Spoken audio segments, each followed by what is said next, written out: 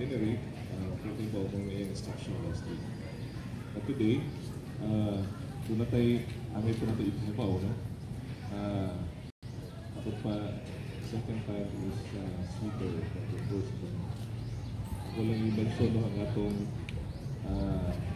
municipal police station chief, si Police Major Dumain, Joshua Dumain.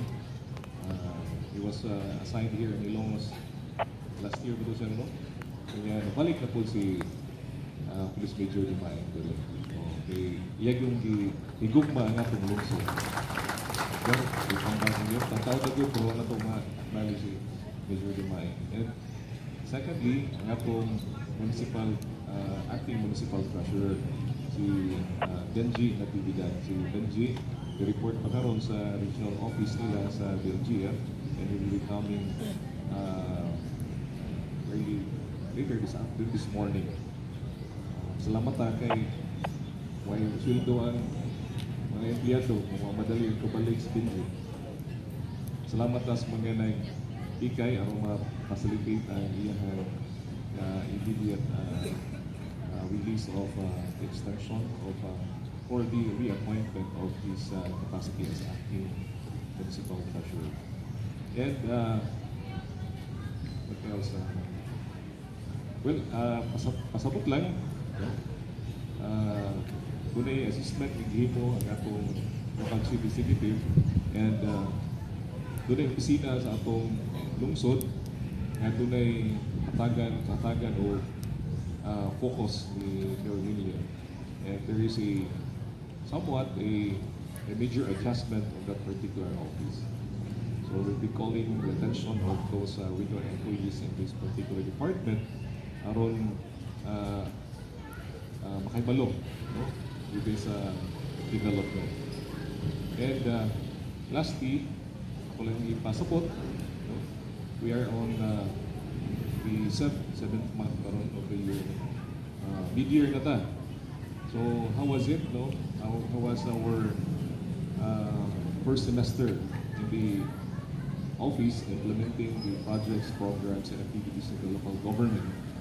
I'll just leave you these important letters na pwede na ito pinagduman ang atong kaugalingon as we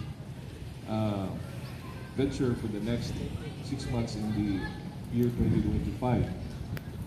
The letter is P, I, and M.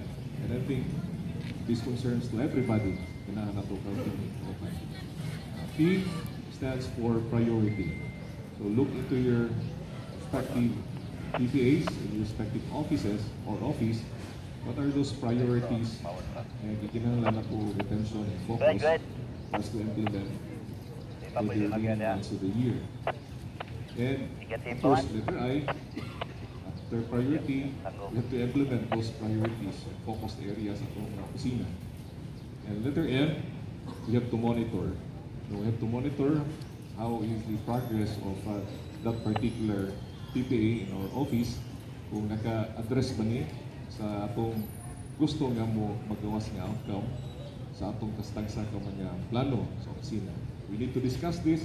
We need to discuss this in the respective department para ato din ma-achieve gusto nato nga ma-achieve, no, for the year 2025. Kaya mo ko'y gusto din ni Mayor Ingling nga kita good progress sa atong lungsod, especially he is